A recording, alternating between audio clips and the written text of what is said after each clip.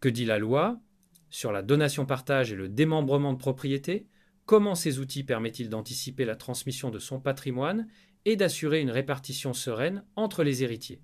Concrètement, tu as constitué un patrimoine au fil des années, tu veux anticiper sa transmission en préservant l'harmonie familiale.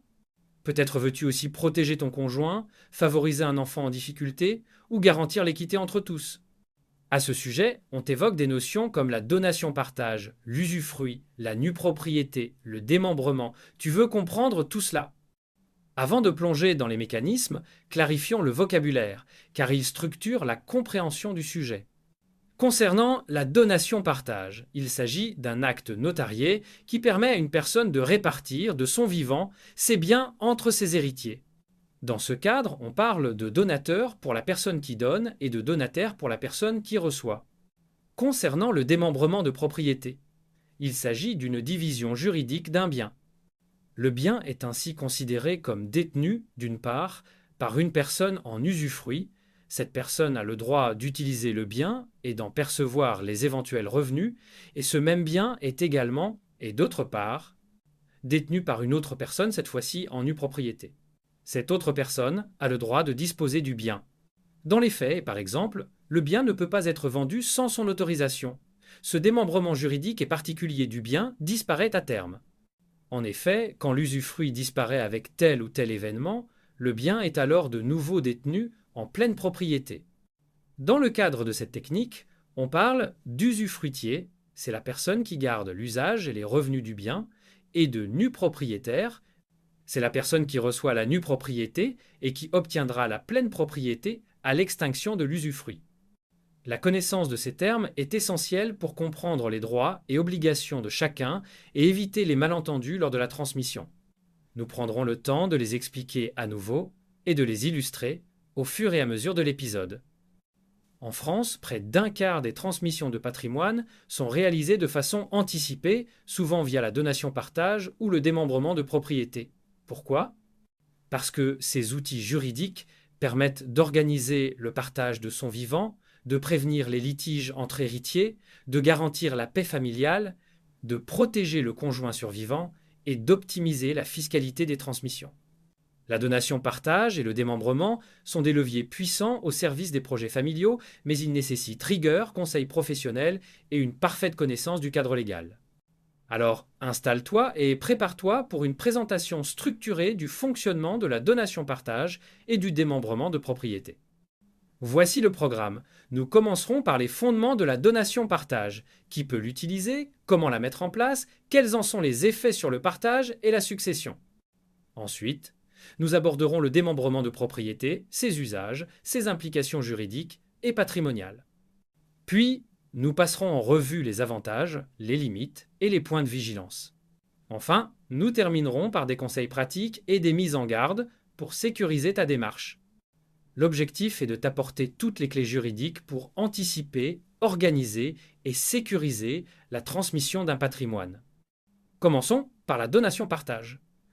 Outil privilégié de la transmission anticipée. Pourquoi la préférer à la donation simple?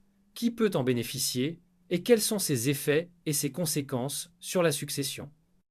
La donation-partage permet à une personne, le donateur, de répartir de son vivant et équitablement l'ensemble ou une partie de ses biens entre ses héritiers, les donataires, principalement ses enfants.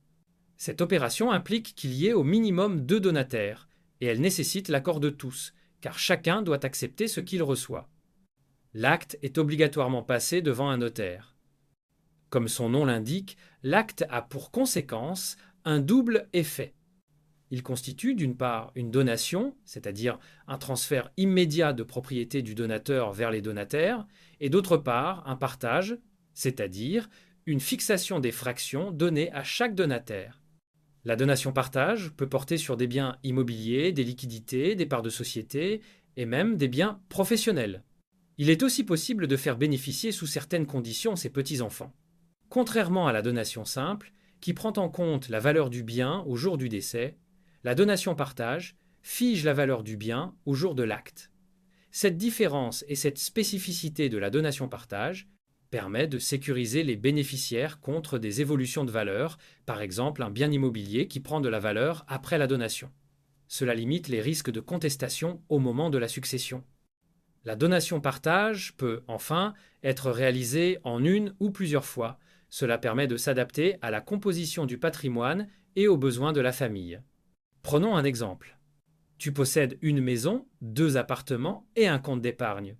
Tu veux que ta fille reçoive la maison et que ton fils reçoive les 2 appartements avec un rééquilibrage via le compte d'épargne si besoin.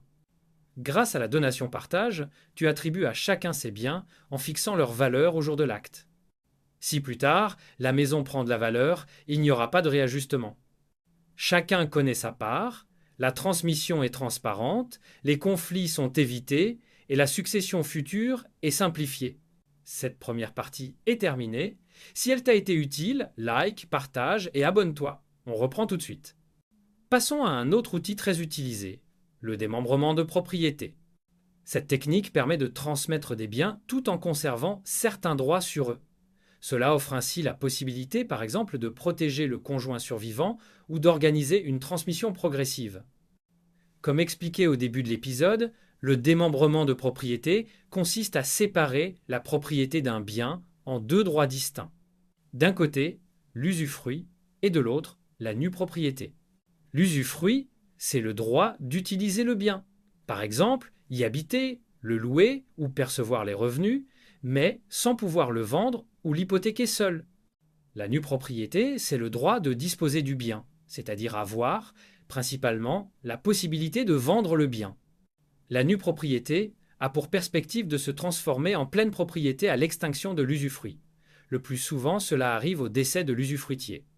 Ce mécanisme est particulièrement intéressant, par exemple, pour protéger le conjoint survivant qui peut continuer à vivre dans son habitation, tout en préparant la transmission en pleine propriété aux enfants, en leur attribuant dans un premier temps la nue propriété de l'habitation.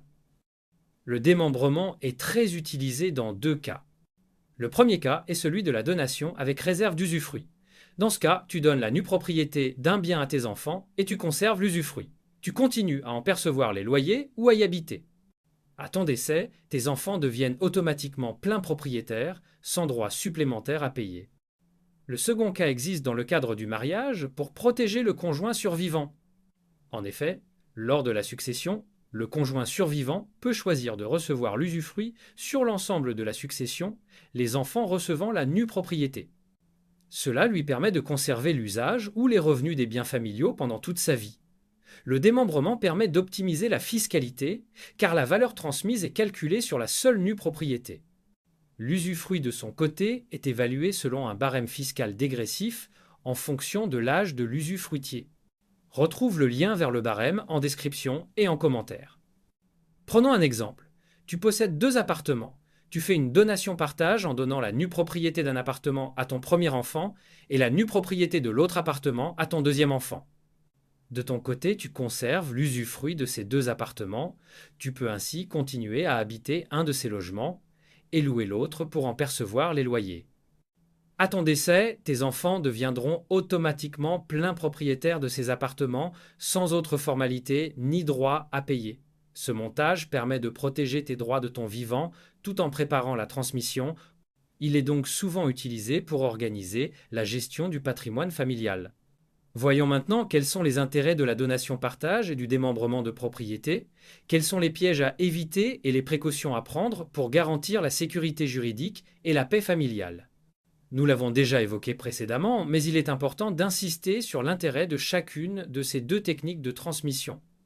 La donation-partage permet de figer la valeur des biens, de prévenir les conflits successoraux en anticipant une répartition égalitaire du patrimoine et de protéger le conjoint.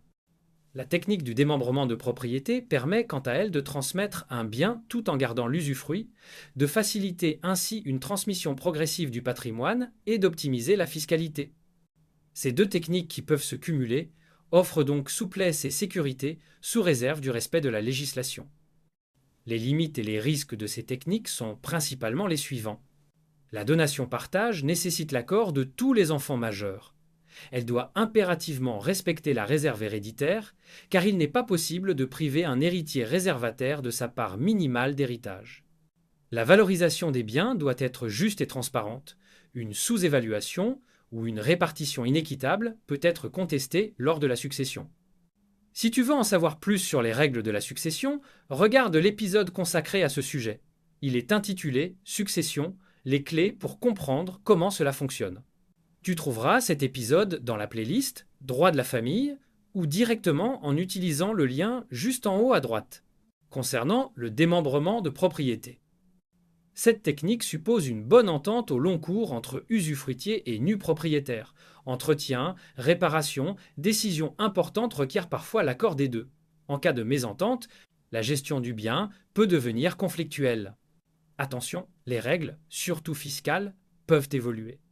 L'accompagnement par un spécialiste, comme un avocat fiscaliste ou un notaire, est essentiel pour anticiper et sécuriser l'usage de chacune de ces techniques.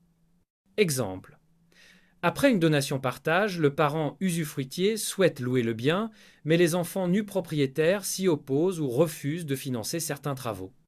La loi prévoit que les grosses réparations incombent au nu propriétaire, l'entretien courant à l'usufruitier, mais chaque situation peut générer des tensions. D'où l'importance de prévoir des clauses adaptées, d'anticiper les accords à obtenir, et surtout de maintenir un dialogue familial constant pour éviter les blocages. Autre exemple. Après une donation-partage, la valeur d'un bien s'effondre. Les bénéficiaires ne pourront pas réclamer de compensation, car la valeur est figée au jour de l'acte. Cela souligne l'importance de bien évaluer le patrimoine et de s'entourer de conseils lors de la signature. Cette section est terminée. Si elle t'a permis d'y voir plus clair, like, partage et abonne-toi. Terminons dès maintenant avec la dernière partie. Pour conclure, voici les conseils et bonnes pratiques à retenir pour anticiper, organiser et sécuriser une donation-partage et un démembrement de propriété. Avant toute démarche, consulte un notaire pour évaluer ton patrimoine et simuler les partages. La consultation d'un avocat fiscaliste est aussi recommandée, voire nécessaire, afin d'anticiper les conséquences civiles et fiscales de tes choix. Prends également le temps d'expliquer tes choix à tes proches, d'écouter leurs attentes et de recueillir leur accord. Une fois réalisé, conserve soigneusement tous les actes notariés, les clauses de partage ou de démembrement, et informe tes bénéficiaires de leurs droits et obligations. Mets à jour régulièrement ta situation patrimoniale, notamment en cas de nouvel enfant, de remariage ou de modification importante de ton patrimoine. Un dossier complet, à jour et partagé avec les principaux intéressés est la meilleure garantie d'une transmission apaisée et conforme à la loi. Dernier conseil. Reste attentif aux évolutions légales et fiscales, anticipe les besoins de chacun, notamment des plus fragiles. N'hésite jamais à demander conseil à un professionnel du droit ou du patrimoine pour sécuriser tes opérations et garantir l'efficacité de ta transmission. Les avocats fiscalistes et les conseillers en gestion de patrimoine sont là pour ça. Rappelle-toi, la donation-partage et le démembrement sont des outils puissants, mais leur efficacité dépend de la qualité de leur préparation, de la rigueur juridique et du dialogue familial. Enfin, sache que dans le cadre des familles recomposées, certaines spécificités s'appliquent dans l'utilisation de ces deux techniques de gestion du patrimoine. Si cette situation de famille recomposée te concerne, regarde l'épisode intégral consacré à ce sujet. Pour y accéder, utilise le lien juste en haut à droite ou consulte les playlists présentées dans un instant. Nous voici arrivés à la fin de cet épisode. Ce contenu t'a éclairé? Alors like-le pour soutenir, commente si tu veux partager ton expérience, partage à ceux que ça peut aider et abonne-toi pour ne rien rater. C'était Que dit la loi? Pour approfondir ou aller à l'essentiel, explore selon le format qui te convient. Format intégral, l'essentiel en détail, pour comprendre chaque enjeu. Et format 1 minute chrono, l'essentiel en moins d'1 minute, pour aller droit au but.